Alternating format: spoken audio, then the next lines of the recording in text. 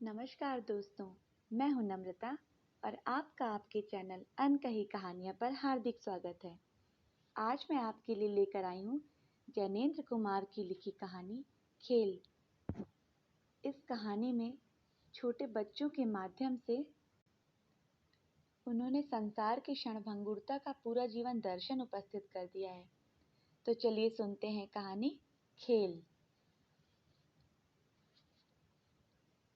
मौन मुग्ध संध्या स्मित प्रकाश से हंस रही थी। उस समय गंगा के निर्जर बालुका स्थल पर एक बालक और एक बालिका अपने को और सारे विश्व को भूल गंगा तट के बालू और पानी को अपना एकमात्र आत्मीय बना उनसे खिलवाड़ कर रहे थे। प्रकृति इन निर्दोष परमात्मा खंडों को निस्तब्ध और निर्निमेष निहार रही थी। बालक कहीं से एक लकड़ी लाकर तट के जल को छटाछट उछाल रहा था। पानी मानो चोट खाकर भी बालक से मित्रता जोड़ने के लिए विह्वल हो उछल रहा था। बालिका अपने एक पैर पर रेत जमाकर और थोप थोप कर एक भाड़ बना रही थी। बनाते बनाते भाड़ से बालिका बोली, देख, ठीक नहीं बना तो मैं तुझे फोड़ दूंगी। फिर बड़े प्यार से थपका थपका कर उसे ठीक करने लगी। सोचती जाती थी, इसके ऊपर मैं कुटी बनाऊंगी, वो कुटी मेरी होगी। और मनोहर, नहीं, वो कुटी में नहीं रहेगा। बाहर खड़ा खड़ा भाड़ में पत्ते झोंकेगा। जब वो हार जाएगा, बहुत कहेगा, तब मैं उसे अपनी कुटी के भीतर ले लूंगी। मनोहर उधर अपने पानी से हिल मिलकर खेल रहा था। उसे क्या मालूम कि यहाँ अकारण ही उस पर रोष और अनुग्रह किया जा रहा है। बालिका सोच रही थी, मनोहर कैसा अच्छा है, पर वह दंगई बड़ा है, हमें छेड़ता ही रहता है। अब की दंगा करेगा तो हम उसे कुटी में साझी नहीं करेंगे। साझी होने को कहेगा तो उससे शर्त करवा लेंगे, तब साझी करेंगे। बालिका सुरबाला 7वें वर्ष में थी। मनोहर कोई 2 साल उससे बड़ा था। बालिका को अचानक ध्यान आया, भाड़ की छत तो गर्म होगी, उस पर मनोहर रहेगा कैसे? मैं तो रह जाऊंगी, पर मनोहर तो जलेगा। फिर सोचा, उससे मैं कह दूंगी, भाई छत बहुत तप रही है, तुम जलोगे, तुम मत आओ। पर वो अगर नहीं माना, मेरे पास वो बैठने को आया ही तो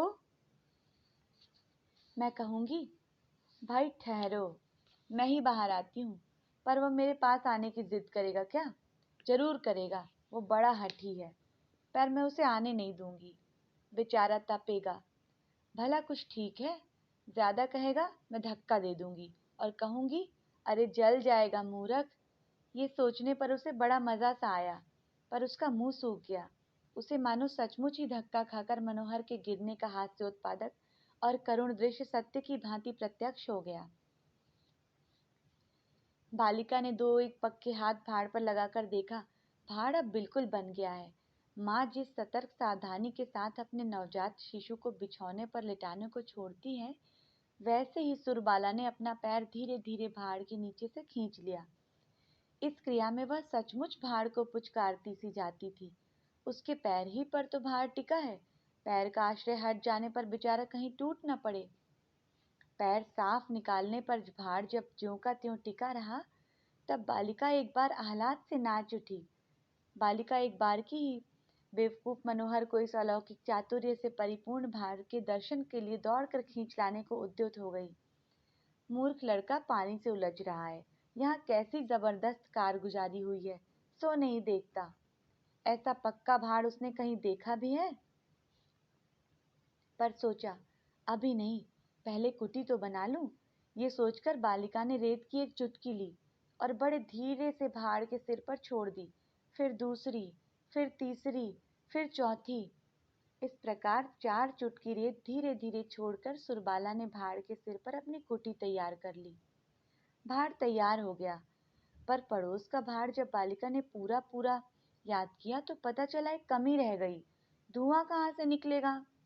तनिक सोचकर उसने एक सीख टेढ़ी करके उसमें गाड़ दी। बस, ब्रह्मांड का सबसे संपूर्ण भाड़ और विश्व की सबसे सुंदर वस्तु तैयार हो गई। वो उस उजड्ड मनोहर को इस अपूर्व कारीगरी का दर्शन कराएगी। पर अभी जरा थोड़ा देख तो और ले।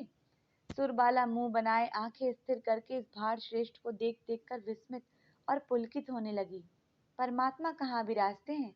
कोई इस बालक से पूछे तो वो बताए, इस भाड़ के जादू में।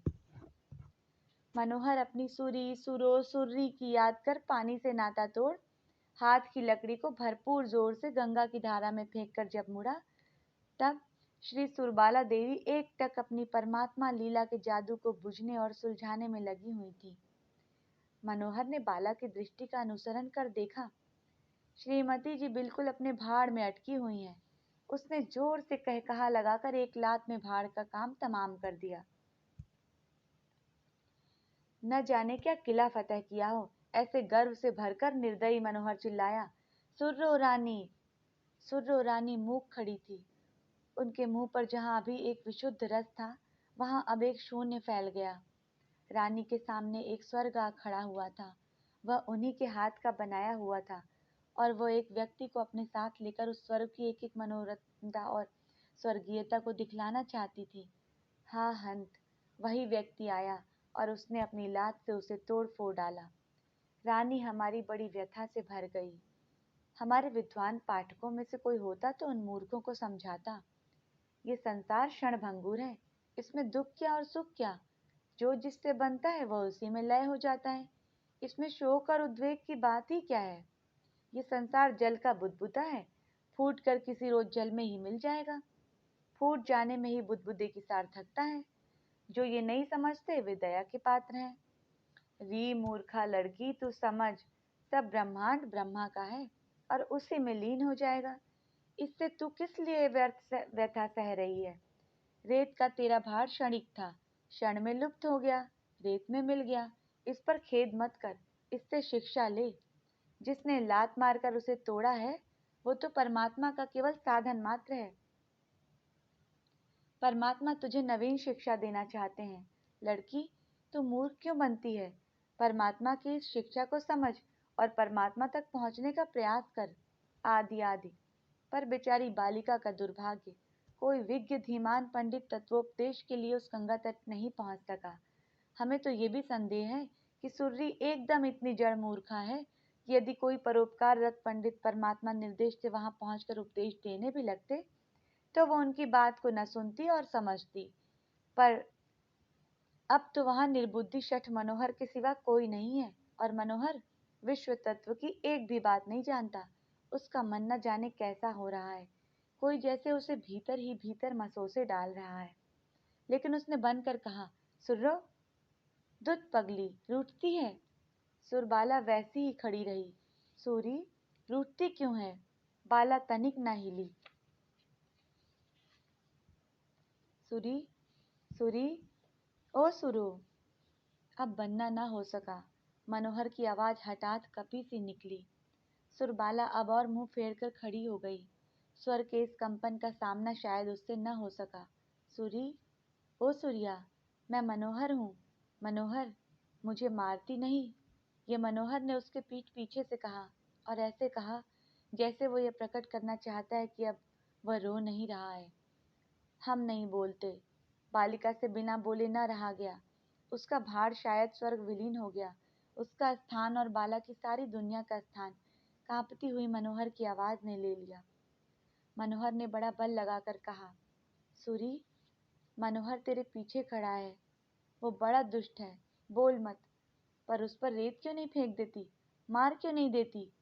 उसे एक थप्पड़ लगा, वो अब कभी कसूर नहीं करेगा। बाला ने कड़क कर कहा, चुप रहो जी। चुप रहता हूँ, पर मुझे देखोगी भी नहीं? नहीं देखते। अच्छा मत देखो, मत ही देखो। मैं अब कभी सामने ना आऊंगा। मैं इसी लायक हूँ। कह दिया तुमसे, चुप चुप रहो, हम नहीं बोलते। बालिका में व्यथा और क्रोध कभी का खत्म हो चुका था। वो तो पिघल कर बह चुका था। ये कुछ और ही भाव था। ये एक उल्लास था जो व्याज कोप का रूप धर रहा था। दूसरे शब्दों में यह स्त्रीत्व था। मनोहर बोला, लो सूरी, मैं नहीं बोलता। मैं बैठ जाता हूँ, यहीं बैठा रहूंगा। तुम जब तक ना कहोगी, ना उठूंगा ना बोलूंगा। मनोहर चुप बैठ गया। कुछ क्षण बाद हार कर सुरबाला बोली, हमारा भार क्यों तोड़ा जी? हमारा भार बना के दो। लो, अभी लो, हम वैसा ही लेंगे। वैसा ही लो, उससे भी अच्छा। उस पे हमारी कुटी थी, उस पे धुएं का रास्ता था। लो, सब लो, तुम बताती न जाओ, मैं बनाता जाऊं। हम नहीं बताएंगे। तुमने क्यों तोड़ा? तुमने तोड़ा, तुम ही बनाओ। अच्छा, पर तुम इधर देखो तो। हम नहीं देखते, पहले भाड़ बना के दो। मनोहर ने एक भाड़ बनाकर तैयार किया। कहा, लो भाड़ बन गया। बन गया? हाँ। धुएं का रास्ता बनाया? कुटी बनाई? सो कैसे बनाऊं? बताओ तो। पहले बनाओ तब बताऊंगी। भाड़ के सिर पर एक सींक लगाकर और एक एक पत्ते की ओट लगाकर कहा, बना दिया। तुरंत मुड़कर सुरबाला ने कहा, अच्छा दिखाओ। सींक ठीक नहीं लगी जी, पत्ता ऐसे लगेगा। आदि आदि संशोधन कर चुकने पर मनोहर को हुक्म हुआ, थोड़ा पानी लाओ, भाड़ के सिर पर डालेंगे। मनोहर पानी लाया। गंगा जल से कर पात्रों द्वारा वह भाड़ का अभिषेक करना ही चाहता था कि सुर्रो रानी ने एक लात से भाड़ के सिर को चकनाचूर कर दिया। सुरबाला रानी हंसी से नाच उठी। मनोहर उत्फुल्लता से कहकहा लगाने लगा। उस निर्जन प्रांत में वह निर्मल शिशु हास्य लहरें लेता हुआ व्याप्त हो गया। सूरज महाराज बालकों जैसे लाल लाल मुंह से गुलाबी गुलाबी हंसी हंस रहे थे। गंगा मानो जानबूझकर किलकारियां मार रही थी। और वे लंबे ऊंचे ऊंचे दिग्गज पेड़ दार्शनिक पंडितों की भांति सब हास्य की सार शून्यता पर मानो मन ही मन गंभीर तत्वालोचन कर हंसी में भूले हुए मूर्खों पर थोड़ी दया बख्शना चाह रहे थे। कहानी यहाँ पर खत्म होती है। धन्यवाद।